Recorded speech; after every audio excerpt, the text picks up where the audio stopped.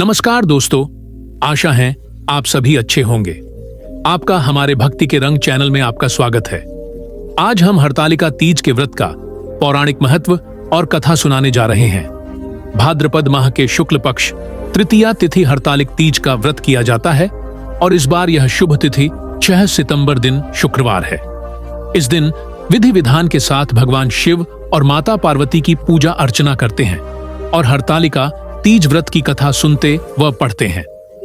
आइए जानते हैं हरतालिक तीज व्रत कथा के बारे में। 6 सितंबर दिन शुक्रवार को हरतालिका तीज का व्रत किया जाता है।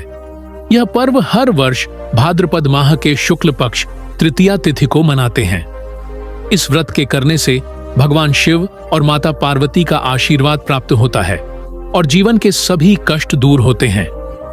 हरतालिका तीज का पर्व भगवान शिव और माता पार्वती के अटूट रिश्तों को ध्यान में रखकर किया जाता है।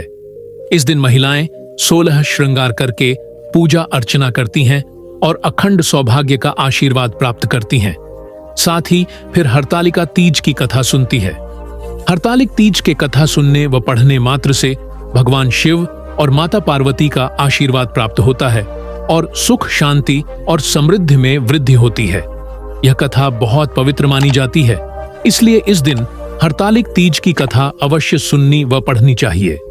हरतालिका तीज की कथा जिनके दिव्य केशों पर आकम के फूलों की माला शोभा देती है और जिन भगवान शंकर के मस्तक पर चंद्र और गले में मुंडों की माला पड़ी हुई है, जो माता पार्वती दिव्य वस्त्रों से तथा भगवान शंकर दिगंबर वेश धारण किए हैं, उन दोनों भवानी शंकर को नमस्कार करता हूँ।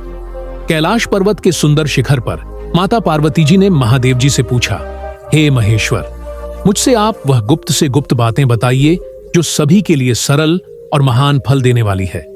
हे नाथ, यदि आप मुझसे प्रसन्न हैं तो आप मुझे दर्शन दें। हे जगतनाथ, आप आदि, मध्य और अंत रहित हैं।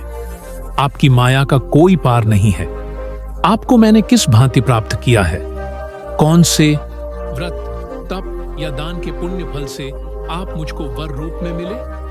महादेव जी बोले, हे देवी, मैं आपके सामने उस व्रत के बारे में कहता हूं जो परम गुप्त है।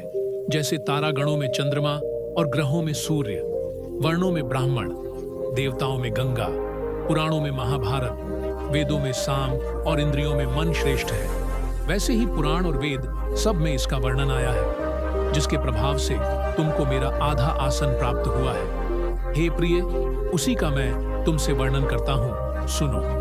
भाद्रपद भादो मास के शुक्ल पक्ष की हस्त नक्षत्र के दिन इस व्रत का अनुष्ठान मात्र करने से सभी पापा का नाश हो जाता है। तुमने पहले हिमालय पर्वत पर इसी महान व्रत को किया था जो मैं तुम्हें सुनाता हूं। पार्वती जी बोली, हे प्रभु, इस व्रत को मैंने किस लिए किया था, यह मुझे सुनने की इच्छा है, सो कृपा करके कहें। शंकर जी बोले, आर्यावर्त में हिमालय नामक एक महान पर्वत है, जहां अनेक प्रकार की भूमि अनेक प्रकार के वृक्षों से सुशोभित है, जो सदैव बर्फ से ढके हुए तथा गंगा की कल कल ध्वनि से शब्दायमान रहता है। हे पार्वती जी, तुमने बाल्यकाल में उसी स्थान पर परम तप किया था और 12 वर्ष तक के महीने में जल में रहकर तथा वैशाख मास में अग्नि में प्रवेश करके तप किया। सावन के महीने में बाहर खुले में निवास कर अन्न त्याग कर तप करती रही। तुम्हारे उस कष्ट को देखकर तुम्हारे पिता को बड़ी चिंता हुई। चिंता में वह सोचने लगे कि मैं इस कन्या का विवाह किससे करूं। एक दिन नारद जी वहां आए और देवर्षि नारद ने तुम शैलपुत्री को देखा। तुम्हारे पिता हिमालय ने देवर्षि को अर्घ्य, पाद्य, आसन देकर सम्मान सहित बिठाया और कहा, हे मुनीश्वर, आपने यहां तक आने का कष्ट कैसे किया? कहें क्या आज्ञा है? नारद जी बोले, हे गिरिराज, मैं विष्णु भगवान का भेजा हुआ यहां आया हूं। तुम मेरी बात सुनो। आप अपनी कन्या को उत्तम वर को दान करें। ब्रह्मा, इंद्र, शिव आदि देवताओं में विष्णु भगवान के समान कोई भी उत्तम नहीं है। इसलिए मेरे मत से आप अपनी कन्या का दान भगवान विष्णु को ही दें। हिमालय बोले, यदि भगवान वासुदेव स्वयं ही कन्या को ग्रहण करना चाहते हैं और इस कार्य के लिए ही आपका आगमन हुआ है, तो वह मेरे लिए गौरव की बात है। मैं अवश्य उन्हें ही दूंगा। हिमालय का यह आश्वासन सुनते ही देवर्षि नारद जी आकाश में अंतर्धान हो गए और भगवान विष्णु के पास पहुंचे। नारद जी ने हाथ जोड़कर भगवान विष्णु से कहा, प्रभु, आपका विवाह कार्य निश्चित हो गया है। इधर हिमालय ने पार्वती जी से प्रसन्नतापूर्वक कहा, हे पुत्री, मैंने तुमको गरुड़-ध्वज भगवान विष्णु को अर्पण कर दिया है। पिता के इन वाक्यों को सुनते ही पार्वती जी अपनी सहेली के घर गईं और पृथ्वी पर गिरकर अत्यंत दुखित होकर विलाप करने लगी। उनको विलाप करते हुए देखकर सखी बोली, हे देवी, तुम किस कारण से दुखी हो? मुझे बताओ, मैं अवश्य ही तुम्हारी इच्छा पूरी करूंगी। पार्वती बोली, हे सखी, सुन, मेरी जो मन की अभिलाषा है सुनाती हूं। मैं महादेव जी को वरण करना चाहती हूं।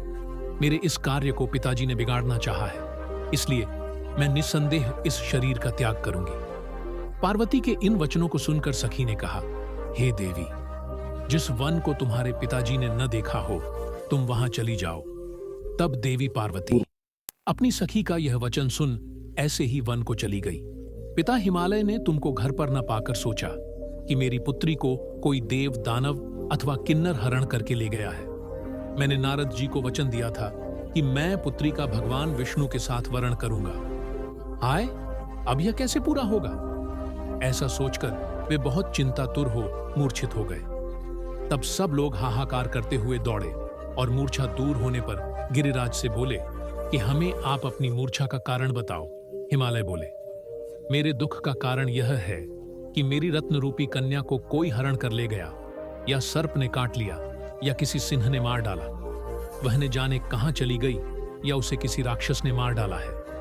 इस प्रकार कहकर गिरिराज दुखित होकर ऐसे कांपने लगे जैसे तीव्र वायु के चलने पर कोई वृक्ष कांपता है। तत्पश्चात हे पार्वती, तुम्हें गिरिराज साथियों सहित घने जंगल में ढूंढने निकले। तुम भी सखी के साथ भयानक जंगल में घूमती हुई वन में एक नदी के तट पर एक गुफा में पहुंची। उस गुफा में तुमानी सखी के साथ प्रवेश कर गई, जहां तुम अन्न जल का त्याग करके बालू का लिंग बनाकर मेरी आराधना करती रही। उस समय पर भाद्रपद मास की हस्त नक्षत्र युक्त तृतीया के दिन तुमने मेरा विधि विधान से पूजन किया तथा रात्रि को गीत गायन करते हुए जागरण किया। तुम्हारे उस महाव्रत के प्रभाव से मेरा आसन डोलने लगा।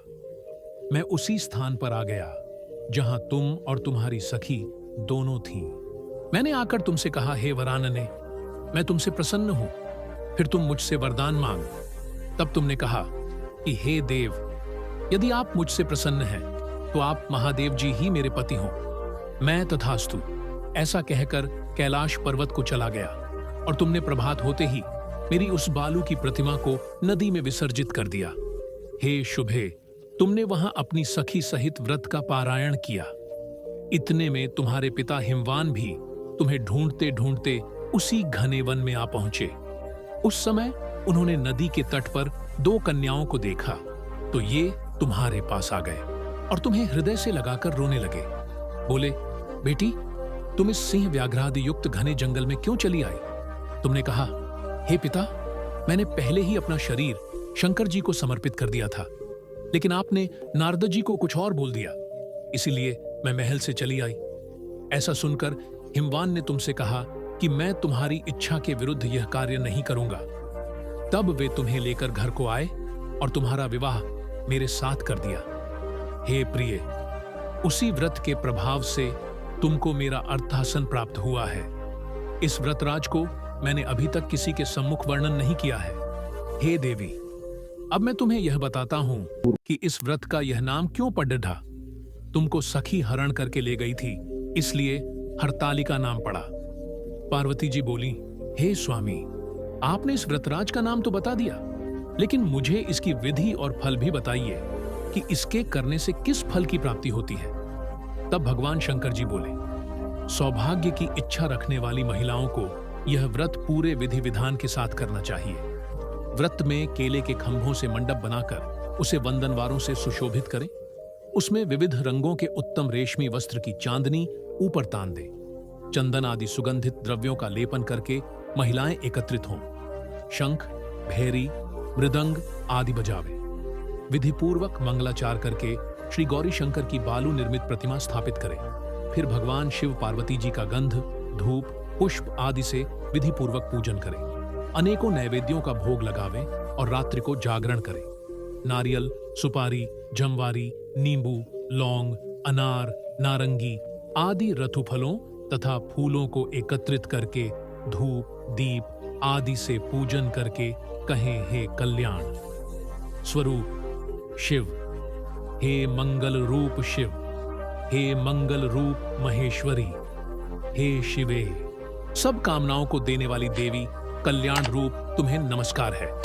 कल्याण स्वरूप माता पार्वती, हम तुम्हें नमस्कार करते हैं।